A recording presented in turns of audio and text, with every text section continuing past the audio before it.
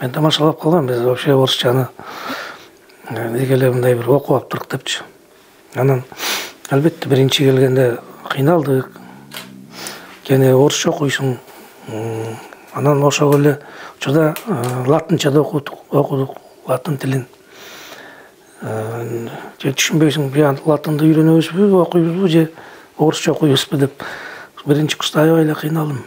Эсимде ошол тарыхтан кышкы сессияда биринчи курста тарыхтан экзамен берип атабыз. Анан Үмөтов деген агай бар эле, аябай өзү мындай улутчул, жакшы киши болчу. Тарыхтан история КПСС деген предмет. Бизде ошондой предмет бар эле. Кыйналып атсам, ай балам, кыргызча айтчы деди. Кыргызча шатыратып айтып көрсөм, өзүң жакшы билет турбайсың деп туруп анан мага 5 коюп берди да.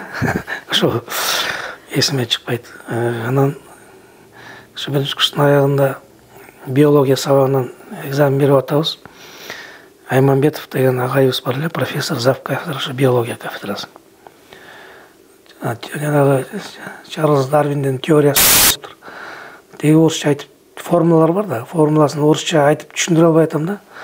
Ал агай айтты, ай балам, сен эмес, мен деле билбейм жакшы орусча. Айтчы кыргызча деди. Кен өзү лекция окуганда теория деген сөз теория деп сүйлөчү да, ошондой агайлы. Анан баягы кыргызча шатыратып айтып формуласын жазып берсем, ал киши да 5 коюп берген да.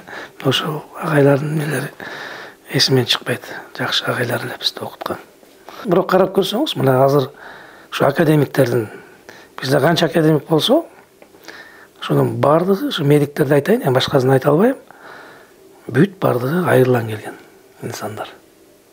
Мамакеев, Аксакал Башбол, Данияров, Аксакал Башболдун кеминден келген, бир эле Мирахимов ошо Бишкекте чоңойгон экен, атасы музыкант болгон экен. Ошол эле Мамытов, Металев, Кудаяров, Дүйшөн Кудаяров деген академиктер бар. Райымжанов, бүт ушул айыл жергесинен, ошо айылдан, ошол сиз айткандай орусча дайын этти билбей келип, зато бул жерден өздөрүн көрсөттү.